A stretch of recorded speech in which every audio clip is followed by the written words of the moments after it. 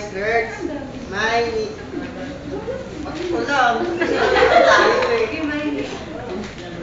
Stomach, I have a fever and I have the flu. Oh dear, next please.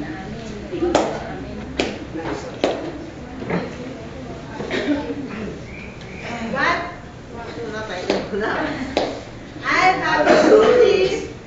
What would you like to for your appetizer? I have soup. I I have a salad. I have a salad too.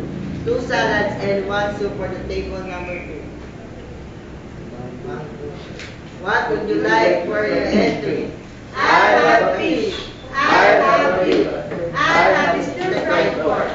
One fish, one stir fried pork for table number 4. What would you like for your dessert? I have ice cream. I have a chocolate.